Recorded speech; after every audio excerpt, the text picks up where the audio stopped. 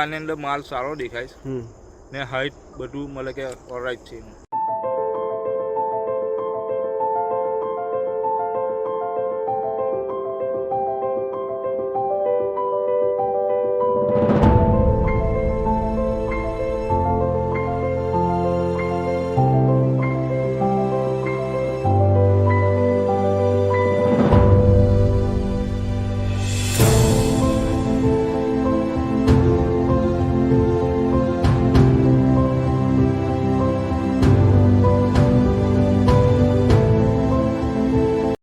નમસ્કાર ખેડૂત મિત્રો, આપણે ફૂલે પુષ્પાનો એક પ્લોટ જોવા આવ્યા છીએ અને ખેડૂત મિત્ર તમારો પરિચય આપજો. ફૂલ પટેલ જુલ્ફિકાર, હલદરવા ગામ ને તાલુકા કરજણ, જિલ્લા વડોદરા.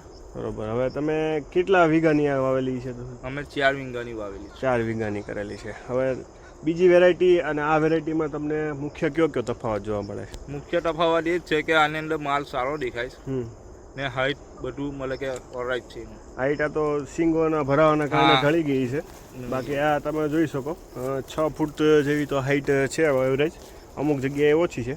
બાકી બીજું કે બીજી વેરાયટી છે એમાં ફાલ માનો કે ઝાડવું તો મોટું થઈ ગયું હોય પણ ફાલ જે લાગવાની ગોઠવણી છે એ તમને આમાં કેવી ઘાટી જોવા મળી એની સાપેક્ષમાં કે? ના, ઘાટી જ છે. હા. અને બીજું આ સિંગો જે છે એક ઝુમખામાં જો ખેડૂત મિત્રોને બતાવું ને, ઝુમખામાં ઓછામાં ઓછી 4 સિંગો જોવા મળશે તમને. આ બીજી હા એવરેજ તમને 4 જોવા મળશે. જો આ ઝુમખું પકડ્યું એમાં મેં 5 છે અને એક સિંગમાં 4 દાણા એવરેજ છે. 4 દાણા છે, 4 દાણા 5 પણ છે. હા. અને એવું નહીં કે હાઈટ વધી ગઈ છે તો ખાલી આગળ ડોકામાં જ સિંગો આવે કે ફાલ આવે એવું નથી. અંદર સુધી ફાલ છે. જો આ ડાળ છે તો 2 વેચ સુધી ફાલ છે, 1.5-2 વેચ સુધી ફાલ જોવા મળે. આ રિસ્પોન્સ સારું મળ્યું છે, સારી છે ટુવેર તો. એટલે ખેડૂત મિત્રો બીમારી પણ બહુ ઓછી છે. હા, બીમારી ઓછી. ઊંઘ આવે ને ઈયળમાં ને ઈયળ એનો ઉપદ્રવ ઓછો છે. બરોબર.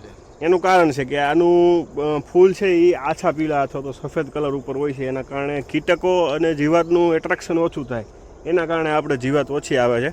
અને બાકી હજી વધુ માહિતી લેવું, આમાં ડાળીઓ અને પેટા ડાળીઓની સંખ્યા જોવો તો એ તમને નીચેથી એક સરખી સારી જોવા મળશે કોઈ પણ છોડમાં.